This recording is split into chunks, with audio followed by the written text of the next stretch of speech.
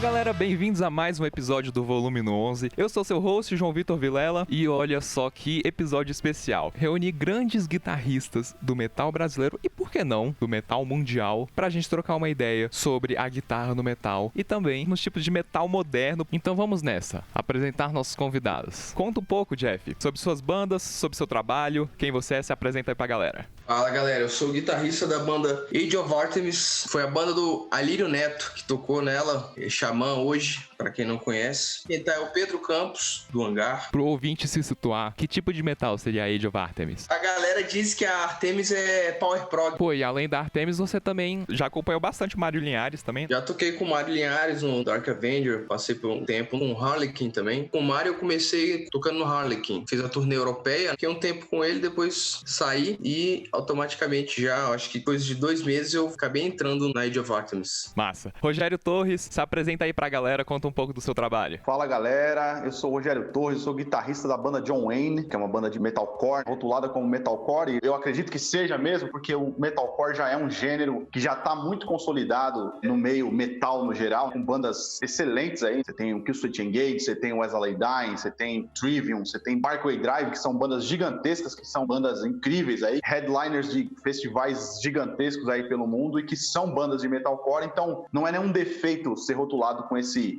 subgênero aí do metal. Então o John Wayne é uma banda de metalcore, a gente é uma banda já de 11 anos de existência, desde 2009, a gente tocou no Rock in Rio em 2015, foi uma conquista muito grande pro underground nacional, assim, naquela época. Eu acho que isso, pro metal no geral, metal nacional é uma conquista e com certeza pro underground também foi um reconhecimento muito grande. E eu tenho também uma outra banda, que é um power trio de instrumental, aí é uma banda que já tá mais rotulada no estilo djent, prog moderno, como chamam por aí. O djent é um apelido que deram para esse estilo. Esse power trio é composto por mim, pelo Bruno Ladislau, que é um baixista que também tocou com o André Matos, e pelo Edu Garcia, que é o batera da John Wayne também. E eu acho que é isso, uma banda de metalcore e uma banda de djent. Show, Rogério. Vai, Ed, sua vez. Apresenta aí suas bandas, se apresenta, conta um pouco sobre o seu trabalho. Fala galera, Ed Garcia aqui na área. Pra quem não sabe, eu tenho 2 bandas. Eu tenho uma banda chamada Vitalismo, que é uma banda baseada no estilo que foi falado pelo Rogerião aí, djent, prog, famoso prog moderno, que eu adoro falar prog moderno. Nem curto muito falar mais djent, que marginalizaram muito o nosso gênero. E eu tenho uma banda também de death melódico chamada Dementor, que aí é com vocal. Vitalismo, pra quem não sabe, é uma banda instrumental. Falando sobre o Vitalismo, que já é uma banda consolidada, porque o Dementor é um bebê. E é isso, galera. Vitalismo, Dementor, tamo aí na área.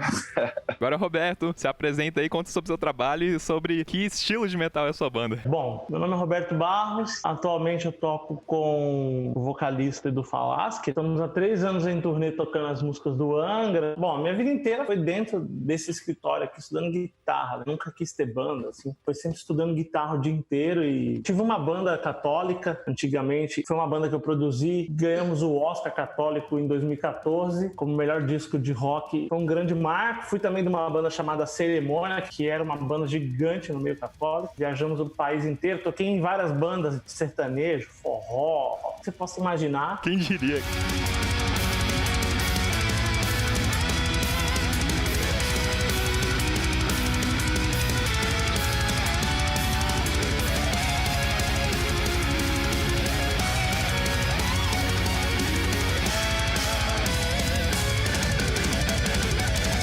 A galera do djent aí, o djent é por que esse nome? Eu vou dar a minha visão aqui. Isso daí eu acho que surgiu por causa dos caras do Periphery. O djent é um estilo que surgiu por causa do Meshuggah, que é o grande pai do estilo, mas o djent nada mais é do que um som da guitarra, tipo, da guitarra abafada.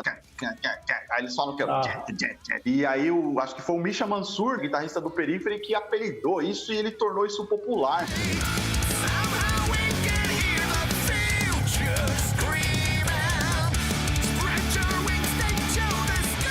Talvez uma distinção legal que a gente pode fazer, por exemplo, se a gente vai lá atrás do hard rock, que depois se evolui para um heavy metal, geralmente é a galera que começa a pegar mais pesado na guitarra, talvez os solos são mais elaborados, são mais baseados em riffs, e eventualmente a galera vai levando isso aos poucos pro extremo, vai levando pro drop tuning, vai levando para mais cordas. Então como é que vocês enxergam assim, quando que tudo começou essa ideia de deixar tudo mais pesado e quando que isso influenciou a musicalidade de vocês? Contem um pouco aí aí, assim, de quais foram essas primeiras influências. Cara, eu ia falar que eu sempre escutei de tudo, assim, desde moleque. Mas eu comecei com hard rock, porque eu sentia que os caras eram mais porradas do que a galera, sei lá, do metal, o esquema dos riffão, Rabbit, Paul Gilbert, os solos. Eu achava que era mais legal. Inclusive, eu estudei muito em cima disso e nada me impediu pra passar pro metal depois de todo esse conhecimento. Eu tive como grande influência na minha adolescência o Rich Kotzen, o Nuno Bittencourt, então cada um ali na sua área. Tanto é que minha palhetada alternada estudava muito o esquema do Nuno. Mas aí eu fui subindo, entrei na escola pública, conheci uns caras da pesada lá, escutando Cannibal Corpse, Die Fats, os negócios meio treta assim. Eu falei, vixe, mano, agora o bicho pegou. E é engraçado que não tem volta. Acho que a primeira vez que a gente ouve, a gente fica, pô, que barulheira é essa? Eu nunca vou gostar disso. Só que teu ouvido vai querendo ouvir mais.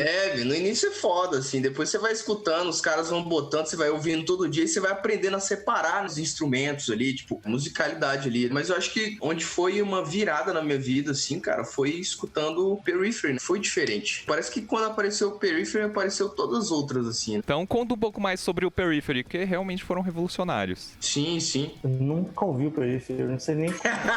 Como assim, cara? Eu já ouvi o Vitalismo, eu acho mais foda. Pô, valeu. Isso é foda. Gatão, obrigado. Caralho. O Wade, quando ele foi produzido pelo Edu Falaschi, então ele tem essa praia do Edu, tanto é que, pô, parada mais Angra e tal. Tenho muito pé no thrash metal e no gente, eu curto muito Testament, Exodus, assim, uns negócios mais porradeiros, assim, e bastante do gente. Eu costumo falar com os meus alunos que é tipo uns caras, você estuda umas paradas mais rebuscadas de acordes, fusion, você bota um guitarrista de fusion ali, ele vai tocar gente. A ideia do gente, assim, que eu não sei se eu tô errado, assim, ele foi uma evolução do Dream Theater. Eu sempre achei isso, assim, é como se o Dream tivessem sido os primeiros desse estilo, né, eles são prog, e aí veio o Guthrie Govan e trouxe aquelas influências fusion desses últimos 15 anos, e aí misturaram tudo e saiu... O gente, cara, ele virou o progressivo pesado. O progressivo, sempre senti que eles perdiam um pouco de peso por ser compasso composto e não tudo encaixar, porque quando a gente pensa em peso, muita gente vai pensar em power chord, 4x4, todo mundo junto, tight, e tá lá, isso é peso, isso deixa o negócio bem pesado. Quando você vai elaborando um pouco mais, colocando compassos diferentes, colocando algumas coisas mais sincopadas, é um pouco mais natural perder um pouco de peso. Mas aí eu sinto que o progressivo moderno meio que quis vir atrás desse peso e falar, cara, então vamos elaborar essas guitarras aí pra fazer essa coisa complexa pra caramba, ter esse peso.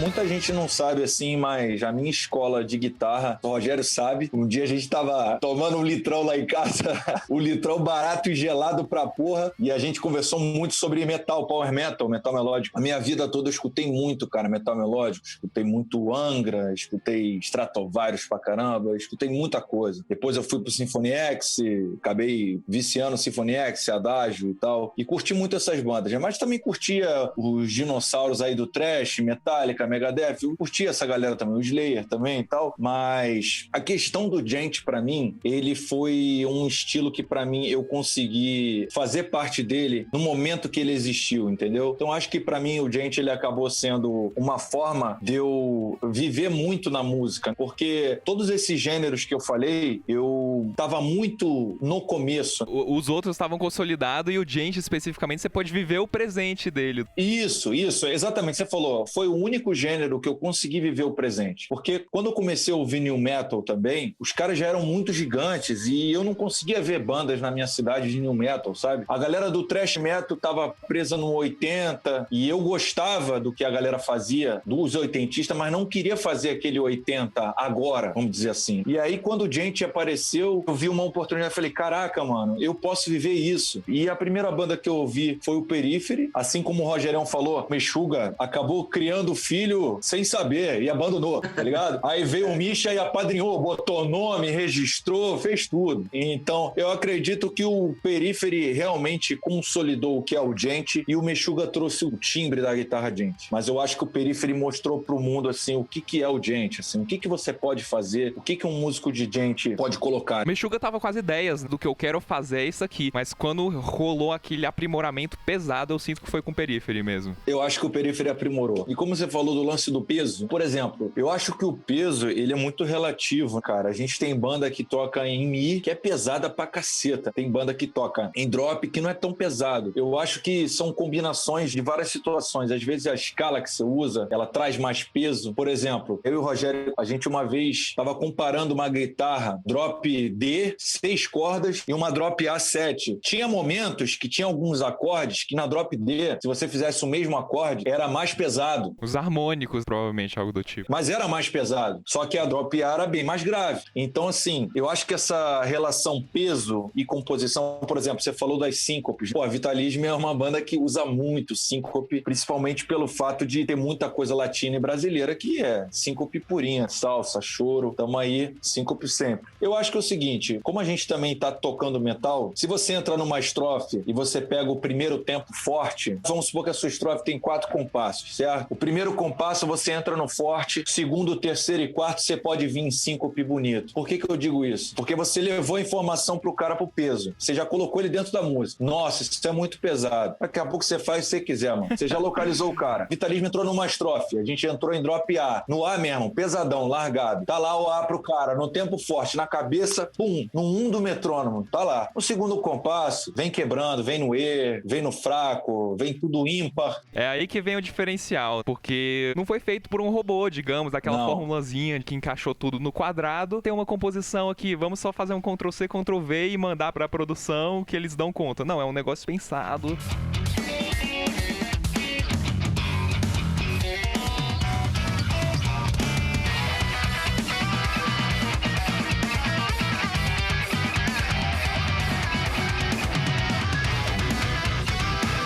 Até pegar um gancho do Robertão, que ele acha que o Djent é uma evolução do Dream. Eu não tinha pensado nessa hipótese, mas eu também acabo concordando, cara. Eu acho que é isso mesmo. Porque, assim, o Djent acabou mostrando que o 4x4 é um mundo desconhecido ainda pelo metal. Porque existe muita coisa, groove, muita coisa que parece que tá quebrada, mas é 4x4. É verdade. Por causa justamente das síncopes e tal. Porque o Djent, ele tem aquela pegada de manter o flow da música sempre pulsando. Então você vê poucos compassos quebrados, mas você acaba vendo as síncopes, que é essa atravessada, como tem o corte do tempo forte, às vezes vai bater numa caixa, vai resetar o riff, né? Dá a intuição de que tá quebrado, não, mas se você for ver, a música tá pulsando lá ainda.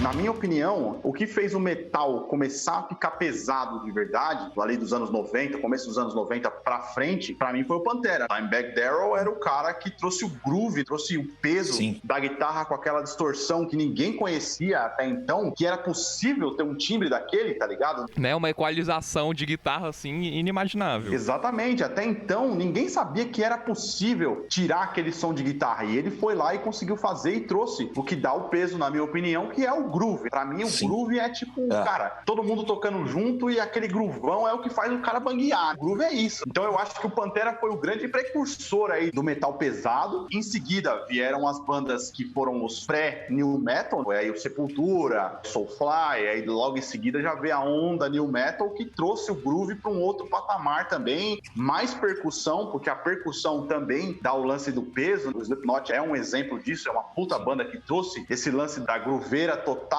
e percussão pra caramba. Então eu acho que o new metal também veio trazendo isso do fim dos anos 90 pro começo dos anos 2000. Isso, o new metal é muito mais antigo do que é o metalcore, do que é o Djent, entendeu? O new metal veio primeiro do que tudo isso. Tem um preconceito, talvez nem tanto hoje, mas já teve um preconceito gigantesco em cima desse estilo. Por usar hip hop, usar scratch de DJ. Exato. Todas essas bandas que vieram do final dos anos 90 ali, o Slipknot, o Korn veio até um pouco antes, o Korn é uma banda dos anos 90, que são bandas que trouxeram essas influências diferentes, que pegaram Sepultura ali da época do Kills AD, do Roots, como referência e transformaram numa outra parada. Eu acho que o início do peso moderno veio daí, cara.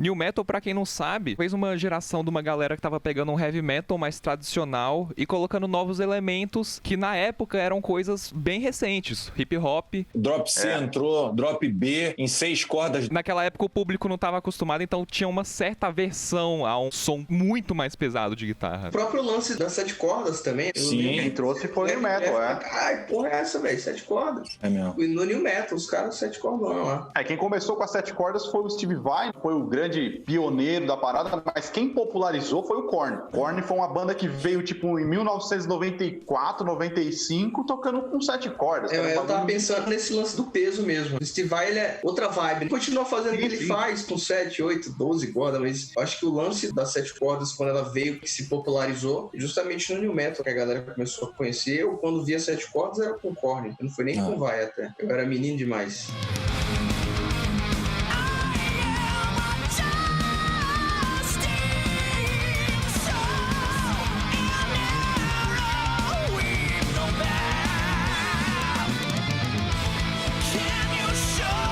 Como é que você vê o desenrolar do próprio New Metal pro Metalcore pra depois ir pra um progressivo moderno? Então, a galera veio com essa ideia de afinação mais baixa, guitarra de 7 cordas ali no início dos anos 2000, e aí começaram a surgir as bandas do movimento ali americano. O Metalcore foi totalmente criado nos Estados Unidos justamente para trazer essa veia, assim, um pouco menos tradicional, sabe? Era um metal que a molecada tá fazendo. O lance do Metalcore é isso. Tirou esse estereótipo de tipo, mano, metal é só o tradicional, é só a galera das antigas. Cultural. Trouxe esse lance de que o New Metal também já vinha trazendo, que era o lance dos berros, de não ter só vocal cantado e ter o lance do berro. Veio uma evolução, thrash metal já tinha, death metal e tal. É quase um New Metal, só que, tipo, não é tão groovado. Eu acho que o Metalcore, ele é mais riffado. Eram os riffs do At The Gates, que é uma banda sueca. Tinha uns riffão do final dos anos 90 ali, moderno pra caramba. E o Killswitch Engage, que foi um dos grandes precursores do Metalcore, junto com a Exaleidine ali no ano de 2003. O New Metal tava começando a cair nessa época, aí veio o Metalcore e começou a pegar o final da cauda ali e levantar de novo para um outro estilo. Então quem começou com isso foi a Exaleidine e o Switch Engage, pegando o New Metal como referência e trabalhando mais os riffs. Foi essa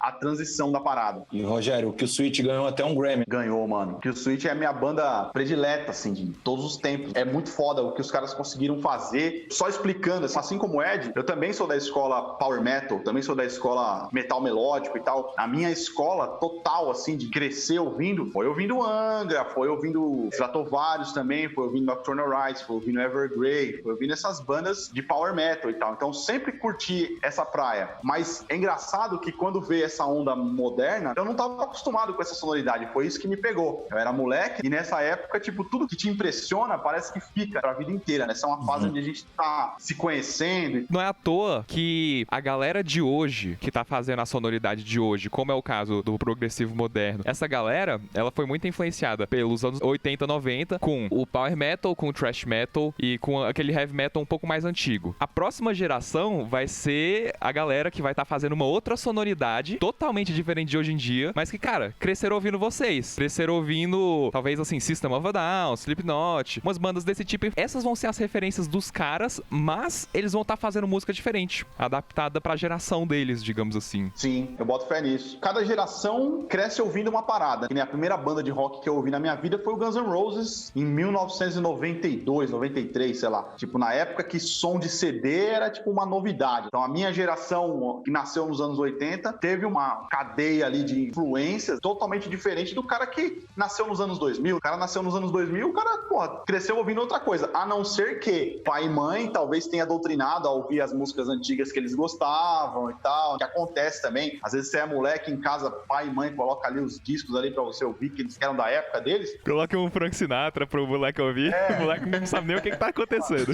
Eu nem imagino o que vai vir daqui pra frente, que a coisa chegou num nível tão escroto, assim, tipo, de bom, assim, quase tudo que tinha pra fazer, assim, de inovação. É o que a gente acha. Justamente, por isso que eu falo que eu nem sei o que vai vir daqui pra frente com a molecada nova, quem vai chegar depois da nossa geração, que aqui tá todo mundo na casa dos 30 e poucos anos aqui, então imagina só o que a galera que tá nascendo agora vai fazer daqui 20 anos, assim, nem imagino. Cara, então eu vou fazer uma pergunta e eu vou direcionar especificamente pro Roberto. Roberto que tem uma escola online e tá criando essa nova geração que o próprio Rogério tá falando, de moleques guitarristas que estão lá tocando pra caramba. Então o que será que esses caras vão fazer? Pra que direção que você acha que vai os próximos gêneros musicais? O que essa galera vai tocar aí no futuro? Eu acho que essa geração mais gente agora, assim, vai demorar bastante ainda, entendeu? E um estilo, ele demora muito, né? Por exemplo, meu primeiro contato com rock no Power Metal em 2002 com Angra. Cara, mas assim, eu conversando com o Edu esses dias, ele me falando que a Eagle Fly Free é de 80 e pouco. Caraca, mano. Eu nunca ouvi Halloween, nunca ouvi Stratovarius, não conheço. E eu lembro que, em 2004 tava muito no auge o Power Metal. Então, assim, eu acredito que muita coisa que tá sendo feita agora ainda tá muito recente, vai demorar muito. Eu tava refletindo sobre isso ontem, assim. Eu acredito que a informação, ela tá tão intensa hoje em dia que cada vez mais a música vai ser muito mais complexa. Então, por exemplo, na época que eu, 2004, etc., não tinha YouTube. YouTube veio em 2005. Então, não tinha praticamente acesso a materiais, não tinha acesso a nada, praticamente. Então, quando você não tem acesso à informação, a evolução é mais lenta. Agora, hoje em dia, com tanta informação, que até dá o overwhelming, quando você tem tanta informação, a evolução é muito rápida. Então, eu acredito que daqui 10 anos, a gente vai ver uma molecada, assim, muito desenvolvida. Não que possa criar um estilo, mas vai ser o cara que entende de tudo muito bem, entendeu? Tipo, vai ser o cara que toca metal, mas toca bem qualquer tema de jazz e assim por diante. Mas você acha que esse cara vai ter uma identidade sólida, digamos assim? O que esse cara vai fazer se ele tem tantas influências totalmente diferentes? Ah, não sei, cara. Eu acho que esse lance de identidade, ela é muito filosófica. Quantas bandas de gente não existem no mundo? É muita banda. Mas dentro dessas bandas, existem os caras que têm o seu quê, entendeu? É verdade. Você vê o Ed tocando, você sabe que é o Ed. Então, assim, eu acredito muito nisso. Você não precisa criar um estilo. Por exemplo, o gente é uma coisa muito grande. Mas dentro desses estilos, você consegue criar a sua identidade. Você ouve um Jason Richardson, você sabe que é o Jason. E aí você sabe os caras que copiam o Jason. Não que o Jason inventou a roda do gente. Então eu acho que isso pode ser que não se crie um novo estilo, mas que pintem caras com novas coisas. Ontem eu tava ouvindo uma banda chamada Haken, e aí chegou um trecho da música, assim, que, cara, eles literalmente copiaram uma ideia do Govan. Então, é justamente isso que eu tô te falando, é uma banda de prog, mas com uma influência de um outro cara, e colocou aquela influência ali. Então eu acho que vai rolar muito isso, e já rola.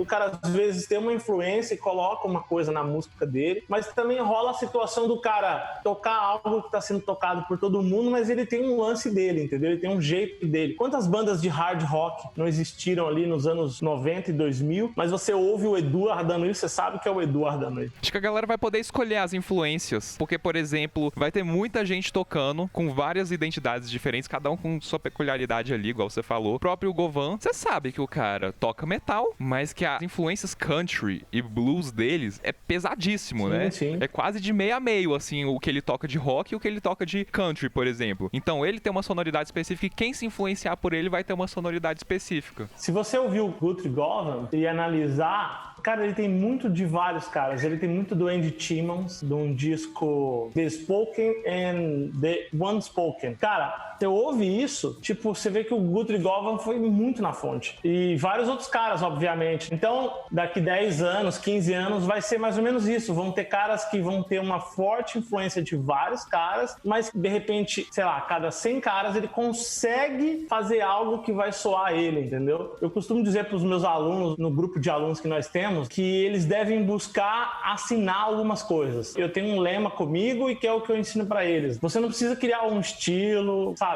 Você não tem que ser o novo Picasso da guitarra. Você não precisa ser. Mas você tem que buscar assinar 1, 2 coisas, 3 coisas. Por exemplo, Ser incrivelmente bom em uma técnica. Porque a gente pensa assim, um Steve Vai, a gente pensa o que é alavancada. A gente pensa, o Govan que a gente tava falando, pensa em chicken picking ou hybrid picking, umas coisas do tipo. não, eu não acho muito isso. Eu acho que incrivelmente bom existiram milhões de caras. Eu digo assinar. Por exemplo, quando você pensa em Eduardo Ardanui, nos anos 2000, você lembra do quê? Daqueles arpejos, modelo de Lá, e aqueles two hands na ponta, assim. Tipo, isso é uma coisa que vem de cara. Quem ouviu ele lembra de cara disso, assim. Então ele assinou esse lick. Acabou.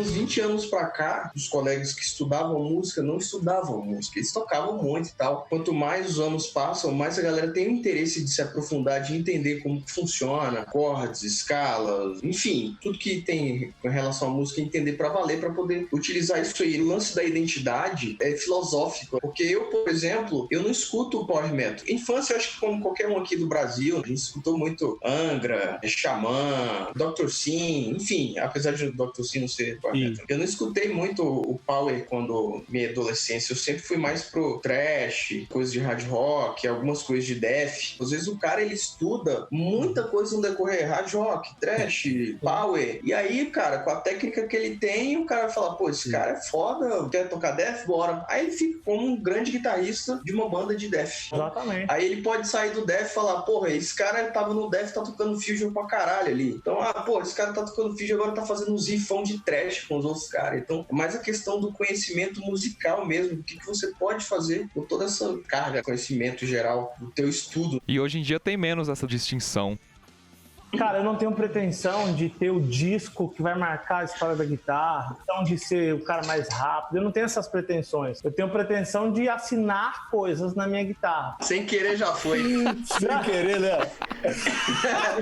Então, por exemplo, eu tava dizendo do Edu, eu lembro que nos anos 2000, cara, 2000 e pouco, todo mundo copiava aquele estilo dele, assim, cara. E isso eu lembro muito bem desses leaks que ele assinou muito. Aí você traz pro Govan, é importante dizer uma coisa, cara, o Govan foi o primeiro cara pós-Shaolin que trouxe aquela linguagem dos microtonais, aqueles slidezinhos que todos os guitarristas hoje usam, todos. Bends no meio do caminho. Não, ele foi o primeiro dos últimos 15 anos, o Govan. Só que quem fazia isso era o Shaolin. O Govan tem super influência do Shaolin. O Shaolin começou essa pesquisa indiana lá, e aí o Govan trouxe isso, e aí todos os guitarristas, claro, com exceções, obviamente, mas 99,8% copiam isso, né? E aí, claro, dentro dessas cópias, eles conseguem, de repente, adaptar para um estilo mais pessoal. Mas o que eu quero dizer é justamente isso. O Govan foi lá e assinou isso. Aí depois ele assinou vários leaks usando hardware picking.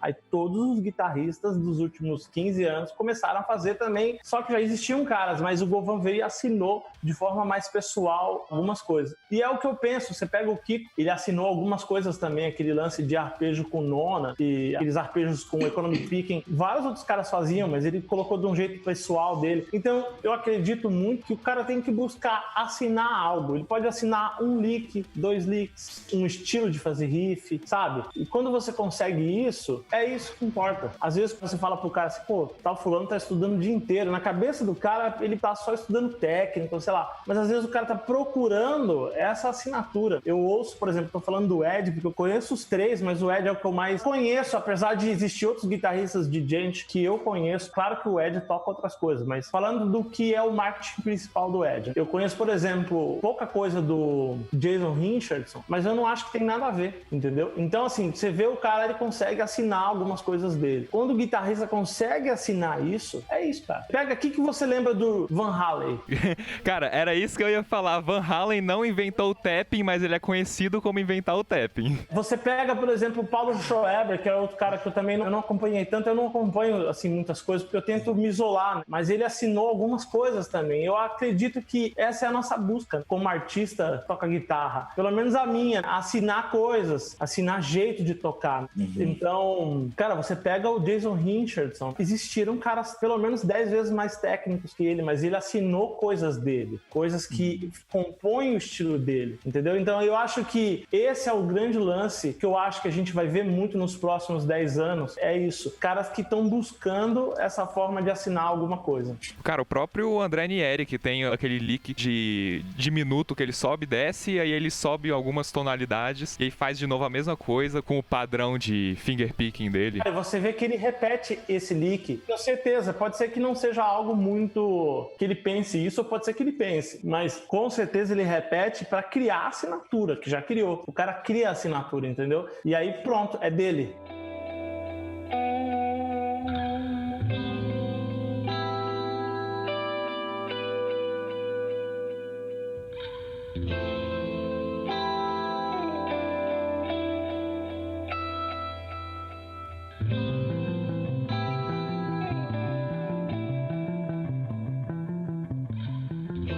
Então, galera, muito obrigado pela participação de todos vocês. A gente fica por aqui, foi um prazer. Então deixa aí suas redes sociais, fala um pouco o que a galera deve ouvir. Pô, pra ouvir, vai ouvir a banda então, né, pô? Eu ia falar isso, velho. Eu ia falar isso. Vai ouvir a Age of Artemis lá, Monomyth, beleza? Power Prog, pô, de qualidade pra caralho. Isso aí, meu. Beleza? Banda externa, né, pô? Vamos ouvir o Vitalismo aí, ó. Pô, que isso, pô. Poética aí, ó, treta. Cara, ultimamente eu tenho escutado muito, apesar de não ser, acho que talvez algo inovador, mas que tem sido um cara que eu tenho acompanhado muito e admirado muito a forma como ele toca, que é o Brandon Ellis, o guitarrista da banda The Black Dahlia Murder. Ah, A minha forma banda como ele... preferida. Pô, essa banda é insana demais, cara. Eu tô escutando muito, meu guitarrista de metal favorito, eu tenho escutado bastante, vendo bastante ele tocar, a forma como ele coloca as ideias dele. Ele é um cara estudado, não que os outros não sejam, tá? Mas ele coloca bastante da técnica, da teoria da harmonia, tudo que possível dentro da banda. E é uma banda de death, geralmente a banda de death é mais quebradeira. Death técnico, os caras manjam pra caralho também, mas é um esquema bem diferente, assim, vale a pena dar uma escutada. Deixa suas redes sociais também aí, o que você quiser divulgar pra galera. Da banda da Age of Artemis, que é Age of Artemis oficial, e o meu que é Jeff Castro GTR. Manda aí, Ed. Deixa suas redes sociais, fala o que a galera deve ouvir. Então, galera, vou deixar as redes sociais aqui primeiro. Minha rede social é de Vitalismo, é de Vitalismo, tudo junto. Minha banda Vitalismo Band, né, o Instagram, Facebook. Minha outra banda também, o Dementor, que é Dementor Official, beleza? Instagram, Facebook, é só vocês buscarem lá, YouTube, tem muito material. Olha, o que eu falaria, assim, pra galera ouvir, eu acho que é tentar ouvir muitos estilos, sabe, musicais, tentar aprender com vários gêneros. Eu acho que tudo pode ser uma aula pra você, né? Assim como uma conversa como essa aqui foi uma aula pra mim aí, ouvir o Roberto falando aí, sobre assinatura. Eu acho que quanto mais você ouvir gêneros diferentes, dentro do metal mesmo, seus respectivos subgêneros, sei lá, música brasileira, jazz, o que você puder ouvir e puder preservar de munição, um dia você vai usar, esteja preparado, porque a oportunidade pode bater na sua porta e você não está preparado, então fique preparado. Fique preparado. Gostei. Manda, Rogério. boa. Bom, minhas redes sociais, no Instagram, eu costumo usar mais, assim, do que o Facebook. Então, Rogério Torres, com 2 R's no início, porque já tinha um peão que tinha colocado Rogério Torres lá no normal. Sempre tem um, né, que isso. rouba o nosso nome. O cara usou meu nome pra fazer o Instagram dele, mas beleza.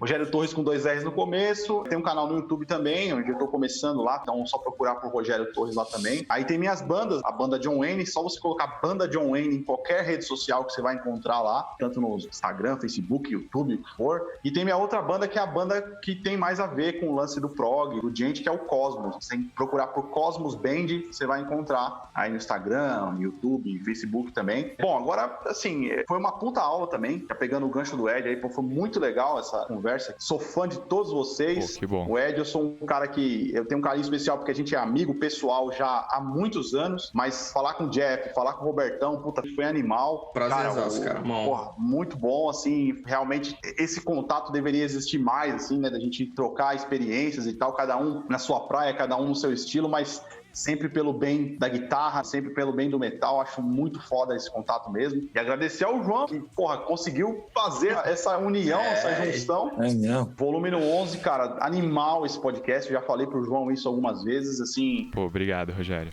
Já ouvi muito aquele podcast lá, ouvi pra caramba, assim, acho muito legal essa iniciativa de trazer a guitarra pra galera conseguir ter contato com a gente, assim, acho muito legal. E, pô, pra ouvir aí, ouçam aí John Wayne, ouçam Cosmos e também ouçam tudo que vocês puderem dentro do metal, fora do metal. Eu também ouço de tudo um pouco, não ouço só metal, ouço jazz, ouço fusion, ouço blues, ouço, música brasileira, que eu acho que é um negócio que também tem muito a agregar no nosso estilo metal. E eu acredito que o lance da assinatura que o Roberto falou também, que o cara que vai conseguir se destacar mais, a banda que vai conseguir chegar mais longe, é aquela que consegue trazer mais estilos e mais influências diferentes para sua música não ficar igual a de todo mundo. Então, você pode ver, as maiores bandas que tiveram maior destaque mundial foram aquelas que conseguiram juntar diversos estilos diferentes e conseguiram criar sua própria identidade. Vide Sepultura, vide Angra, vide Slipknot, que foram os caras que trouxeram outras coisas e juntaram na sua música e transformaram isso em metal. Então, por isso, não se limite a ouvir só metal. Ouça de tudo e tente trazer novas influências para sua música, que com certeza você vai criar também a sua assinatura dessa forma. Não seja um metaleiro chato. Não seja esse cara, pelo amor de Deus. Vai lá, Roberto, deixa as redes sociais, fala aí o que a galera tem que ouvir. YouTube é Roberto Barros e... Como é que é meu Insta mesmo? Ah, meu Deus. Roberto Barros Cyborg. Isso. A gente lembra ele não. Eu tenho ouvido muito Chopin, muito Paganini, assim, tenho ouvido umas coisas assim, sabe? Eu acredito que tá tudo lá, mas o Liszt é um cara que eu tenho estudado muito, assim, e tem essa não linearidade no phrasing, é uma coisa que me puxa bastante, assim, sabe? Então tenho estudado muito esses dois caras, Chopin e Liszt. De bandas, eu acho que eles têm que conhecer a banda da galera que tá aqui no podcast, que são 3 bandas geniais. Falo pro Ed direto, ele é o capitão do Gente aqui, velho, no Brasil, então... É isso mesmo.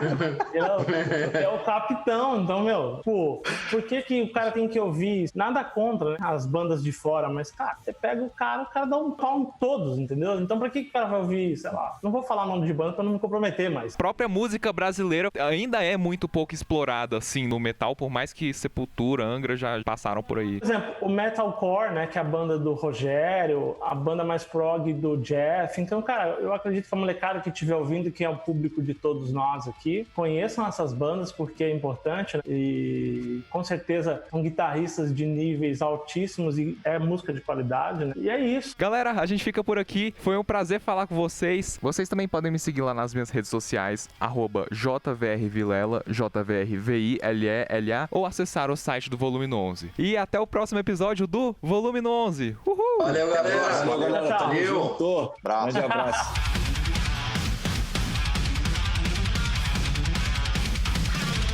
Esse episódio foi editado por mim, João Vitor Vilela, e até a próxima.